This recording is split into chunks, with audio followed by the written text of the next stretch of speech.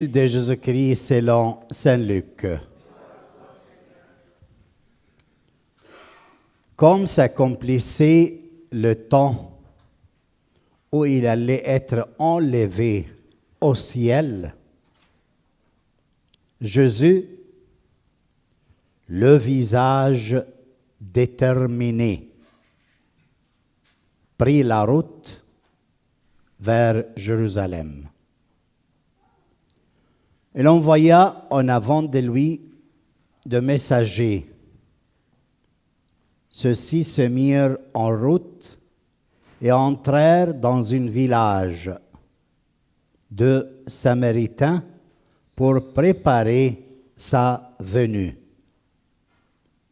Mais on refusa de le recevoir parce qu'il se dirigeait vers Jérusalem. Voyant cela, les disciples Jacques et Jean dirent: « Seigneur, veux-tu que nous ordonnions qu'un feu tombe du ciel et les détruise ?» Mais Jésus retournant, le réprimanda. Puis ils partirent pour un autre village. En cours de route, un homme dit à Jésus: « Je te suivrai partout où tu iras. » Jésus lui déclara: « Les renards ont des terriers, les oiseaux du ciel ont des nids, mais le Fils de l'homme n'a pas d'endroit où reposer la tête. » Il dit à un autre: « Suis-moi. » L'homme répondit: « Seigneur, permette-moi d'aller d'abord enterrer mon père. » Mais Jésus répliqua: « Laisse les morts enterrer leurs morts. Toi, pars et annonce le règne de Dieu. » Un autre encore lui dit: « Je te suivrai, Seigneur, mais laisse-moi d'abord faire mes adieux aux gens de ma maison. » Jésus lui répondit: « Quiconque met la main sur le charreau, puis regarde en arrière, n'est pas fait pour le royaume de Dieu. » Acclamons la parole du Seigneur. Bien, mes frères, bienvenue. Aujourd'hui, le Seigneur nous accueille avec une parole merveilleuse, comme chaque dimanche. Mais aujourd'hui, une façon très intime, très forte. On vient d'entendre la première lecture du livre des rois. Le prophète Élie, il marchait, il a vu un de ses disciples, s'appelle Élisée, il mit son manteau sur lui. C'est un geste. Tu as un manteau, mis sur l'autre. Après, Élisée lui dit: « Ok, j'ai compris qu'est-ce que tu veux dire. Je vais aller saluer mes parents. J'ai tué le bœuf et j'ai fait une fête et je viens te suivre tout de suite. » Il lui dit: « Vas-y, tu as compris qu'est-ce que j'ai fait avec toi. » Il est arrivé, le prophète, à un moment très difficile. Il y a une crise. La mission est forte. Et lui, il est arrivé à un moment d'être très âgé. Merci. Il n'est pas capable. Toujours il l'a fait. Il l'a fait très bien. Mais c'est le moment dans lequel le Seigneur a décidé de lui dire de transmettre ce qu'il a à un autre. Et qu'est-ce qu'il fait, Élie? Il accepte de la part du Seigneur de consigner son manteau. Qu'est-ce que ça veut dire le manteau dans l'Écriture? Si tu vas travailler dans la Bible et tu cherches le mot manteau, veut dire la personnalité. Ta personnalité est dans ta manteau. Dans ton manteau. Alors tu prends ta personnalité, ta vocation, ta mission, et tu le consignes à quelqu'un d'autre. Et lui, il continue la mission. C'est pour cela qu'Élisée, le prophète, il a bien compris le geste du prophète Élie. Et ça, qu'est-ce qu'il veut nous dire dans notre vie, nous? Élisée, c'était un homme qui regardait toujours Élie. Parce que quand il est parti au ciel, Élisée lui demande, Élie lui dit, qu'est-ce que je laisse pour toi? Qu'est-ce que tu veux de moi avant que je te quitte? Élisée lui dit, le double de ton esprit, parce que la mission est grande. Et alors Élie, il lui a dit, tu vas l'avoir de la part du Seigneur, le double de mon esprit, à condition que tu me regardes. Qu'est-ce que je fais? Attention à ça.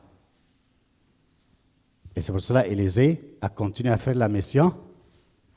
Très bien, il a continué sa mission fantastique, avec courage jusqu'à la fin. Attention à ça, si tu me vois comment je fais la mission, tu vas avoir le double de mon esprit. Le rapport entre père et fils, mère et fille, est pareil. Ton fils, il apprend à travers ce qu'il voit de toi, comment tu le fais. Ta fille, elle apprend de toi comment faire les choses, pas de ce que tu dis, plutôt que ce qu'il voit de toi. Tu lui dis, prie, va à l'église. OK? Elle peut aller, elle peut ne pas y aller. Mais s'il te voit aller à l'église, c'est autre chose. Certains temps, nos enfants nous imitent. Ils ont besoin de voir quelqu'un pour l'imiter. Et c'est ce qui se passe entre disciples et maîtres. Élisée, il voit ce qu'il fait Élie, et elle reçoit le double de son esprit. Après avoir reçu le manteau, sa personnalité, elle a continué la mission. Tu veux que ton fils reçoive la foi? Vis ta foi. Parle pas trop de ta foi, mais vis-le. Va le recevoir. Si tu le montres le contraire, tu es mis en comparaison certaines choses de la foi avec certaines choses de la vie, et tu fais le choix entre les deux, ça va être transmis tout de suite à ton fils. C'est pour ça que la relation entre Élie et Élisée, aujourd'hui, vient comme lumière sur notre vie et nos relations entre père et ses enfants et mère et ses enfants. Qu'est-ce qu'on vit et qu'est-ce qu'ils voient de nous, nos enfants? Et pas qu'est-ce qu'on dit à nos enfants. C'est pas mis avec lui à expliquer la mission et qu'est-ce qu'il faisait. Il avait tout un petit geste. Mais le Seigneur l'avait préparé. Et quand il était en train de voir toujours son maître, il a continué la mission selon la volonté de Dieu. Alors, le Fils, quand il voit le Père, c'est Dieu qui accomplit les choses. Et c'est Dieu qui mène la mission des enfants selon ce qu'ils ont vu de leurs parents. Et qu'est-ce qu'il dit dans l'Évangile aujourd'hui? Je vais être bref. Mais la chose importante, Jésus, il part vers Jérusalem. Il sait que c'est son dernier voyage.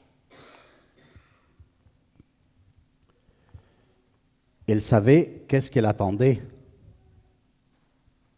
Ce n'est pas une partie. Il attendait de continuer sa vie, de montrer son amour et de se donner complètement jusqu'à la fin. Et alors, c'était un moment de prendre une décision intérieure pour aller avec force en avant. Et quand tu prends une décision pour aller en avant et tu affrontes quelque chose dans lequel ce n'est pas facile pour toi, il y a toujours des obstacles. Quel était l'obstacle? Les Samaritains, ils ne veulent pas qu'il entre dans leur village. Et alors, un de ses disciples, deux, qui sont très zélotes, sont très pleins de zèle. Ah, ils ne veulent pas qu'ils nous accueillent, on va envoyer du ciel des feux qu'ils brûlent. Comme ça, on peut passer sans problème. Il interpelle là. Il était raf avec eux. Il était dur. Parce que ce n'est pas sa façon.